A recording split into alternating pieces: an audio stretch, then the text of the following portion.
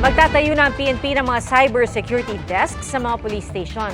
Sa gitna po yan ang dumaraming kaso ng cybercrime, kabilang na ang sextortion. Saksi, si June Veneracion.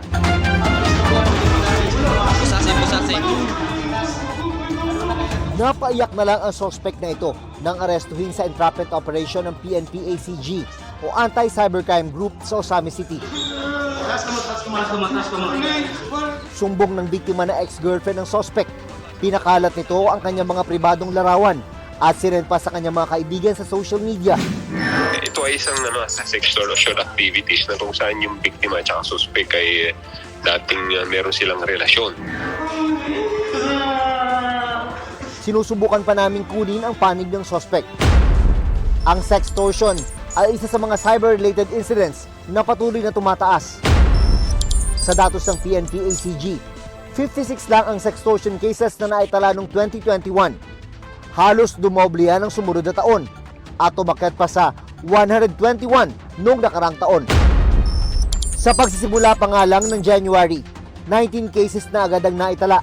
Pero sa listahan ng mga cyber-related incidents, ang online scamming talaga ang pinakamarami. 7,208 ang bilang noong 2022. Halos dumoble ito sa 14,030 nung nakarang taon. Nagtaasan din ang iba pang cybercrime gaya ng computer-related fraud at love scam. Alarming in the sense, ma'am, na talagang hindi tayo nasisiro everyday. This is a big criminal activities that really requires a whole-of-nation approach. Bilang tugon sa problema, magtatayo ang PNP ng mga cybersecurity desk sa mga police station. Magdadagdag din ng mga police na itatalaga sa PNP-ACG. Para sa GMA Integrated News, June Veneracion ang inyo. Saksi. Higpitan pa ng Department of Foreign Affairs ang pagbabantay sa mga dayuhang nagtatangkang kumuha ng Philippine passports. Saksi si Rafi Tima. May babalik na raw ngayong taon sa pre-pandemic level ang bilang ng mga passport appointments ayon kay DFA Secretary Enrique Manalo. Noong nakarang taon, halos 2.5 million ang bilang ng mga passport slots na inoffer ng DFA. Ngayong taon, inaasahang tataas daw ito. Sa ngayon, wala na raw backlog para sa appointment at printing ng mga pasaporte. Today, passport applications can be efficiently completed in a matter of minutes rather than hours as before. Sa gitna ng pagdami ng mga kumukuha ng pasaporte, ang paghihigpit naman ng mga consular offices sa mga dayuhang nagtatangkang kumuha ng Philippine passport. Karaniwan daw itong ginagawa ng mga dayuhang nais gamitin ang pasaporte ng bansa para sa illegal na gawain. Here in Siana alone, we were able to identify and prevent at least 58 attempts. Para sa GMA Integrated News, ako si Rafi Tima ang inyo. Saksi! Iginiit ni King of Talk, Boy Abunda, na walang kinalaman sa prenuptial agreement ang hiwalayan ni Bea Alonzo at Dominic Roque. Pero bakit nga ba nagkakaroon ng ganyang kasunduan ng ilan bago magpakasal? Saksi, si Marie Sumali. So, antabayanan niyo po ang Sa kaniyang pagkumpirma kahapon sa hiwalayang Bea Alonzo at Dominic Roque, agad din pinabulaanan ng King of Talk na si Boy Abunda ang haka-hakang prenuptial agreement daw ang naging mitya nito. Ang nag-volunteer sa nanay ni Bea na okay ang prenup ay si Dominic. So I don't think it is and it was an issue unless nabago po yung kwento. So it was not a problem because it was not an issue. To be fair to Dominic, it was not an issue for Dominic. Pero ano nga ba ang prenuptial agreement? Ayon sa family lawyer na si Attorney Gabby Concepcion, ito ay isang kasunduan na pinapasukan ng isang babae at lalaki na ikakasal. Para ito mag-govern kung ano ba ang magiging kasunduan nila at patakaran insofar as their property is concerned. ilang kilalang personalidad ang nagkumpirmang meron silang prenuptial agreement. Kabilang na dyan ang mag-asawang Senador Cheese Escudero at Heart Evangelista. In our case, prenup, which is a complete separation of property, meaning what's hers is hers, what's mine is mine.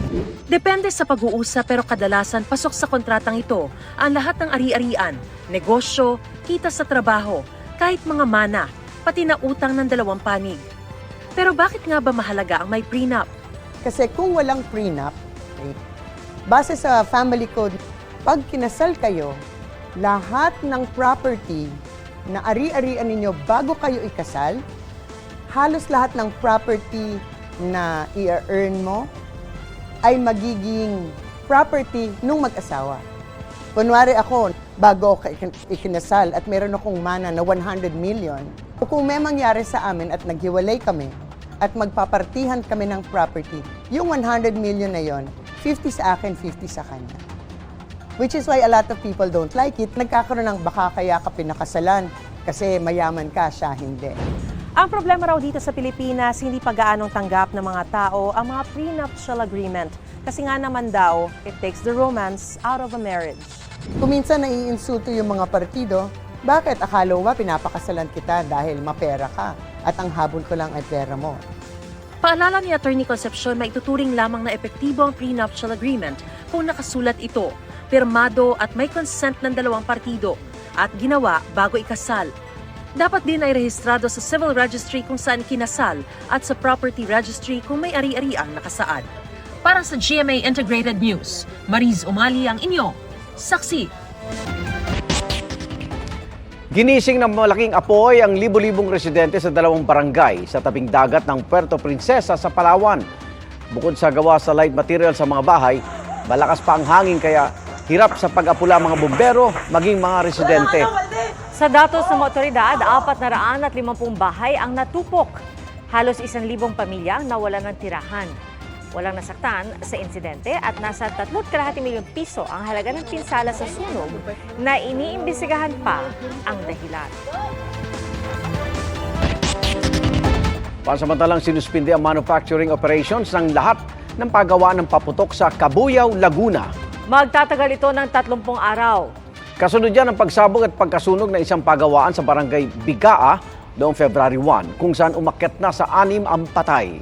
Sa ngayon, wala pang nagsasampa ng kaso laban sa may-ari ng paggawaan ng paputok.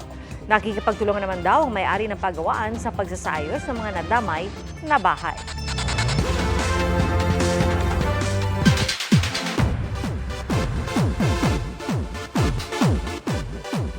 May magbabalik na karakter para sa Encantadia Chronicles Sangre. Excited na si Solen Yusuf.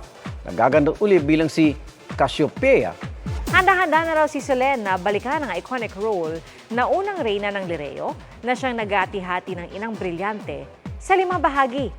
Ginagawa na raw ang script na dapat abangan ng fans. Kahit busy sa showbiz at endorsements, prioridad ni Solen ang kanyang 2 anak. Pero may plano pa ba siyang dagdagan ng kanilang mga supling? 2 lang. Kota na ako. Papaliko ang AUB na yan ang biglang sumalpok dito ang isang motorsiklo sa Poso Rubio, Pangasinan. Sa lakas ng impact, tumila po ng rider. Isinugod sa ospital ang rider na nagtamo ng bali sa paa.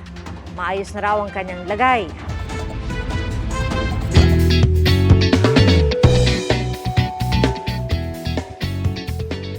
May perfect na Valentine's Day gimmick para sa mga cat lovers na may mga ex-lovers sa isang shelter sa Amerika. At aprobagad ang leave sa Valentine's Day ng mga single na empleyado ng munisipyo ng Basud, Camarines Norte. Ating saksiyan!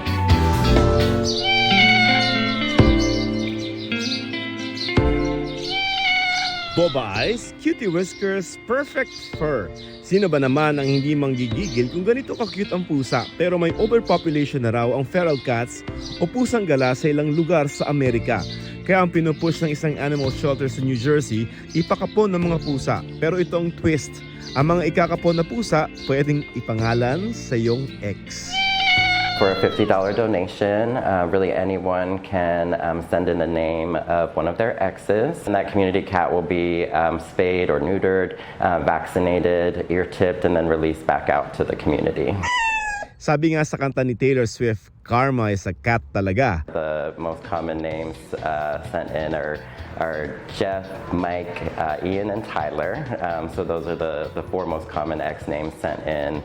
I think my favorite is Gaslight Guy. Ang mga next level ang inis sa ex, sa ipis naman ipinapangalan. Ang kampanyang ito, 2011 pa nagsimula sa isang zoo sa New York at nakaipon na sila ng mahigit $1 million o 61 million pesos. Deadma muna tayo sa mga ex. Dito naman tayo sa mga single ngayong Valentine's. Kung gustong mag-leave sa mismong araw ng mga puso, approve na raw agad kung empleyado ka ng LGU ng Basud, Camarines Norte. Ang goal daw niyan para mahanap nila ang kanilang ka-forever. Kung di mo trip mag-leave, pwede naman daw itong i-convert sa isang araw na sahod. Single pero gusto mag-explore, baka ito na ang right destination. Library sa Kamalig Albay kung saan pwede makipag-blind date with a book. Pagpasok pa lamang may naghihintay na sa iyong mystery book. With matching ballpen, chocolates at sweet messages pa yan ha. Ayon sa LGU, layunin ng programa na maibalik ang interes ng mga tao sa pagbabasa ng libro lalo na sa kabataan. Magtatagal yan hanggang sa pagtatapos ng buwan. Para sa GMA Integrated News, Joseph Morong ang inyong saksi. Salamat Igan sa inyong pagsaksi. Ako naman, Arnold Clavio. Ako po si PR Kanghel para sa mas malaking misyon at sa mas malawak na paglilingkod sa bayan.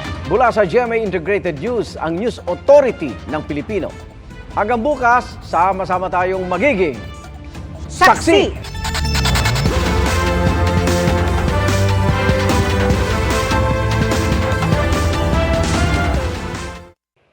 Mga kapuso, sama-sama tayong maging saksi. Mag-subscribe sa GMA Integrated News sa YouTube at para sa mga kapuso abroad, samahan niyo kami sa GMA Pinoy TV at sa www.gmanews.tv.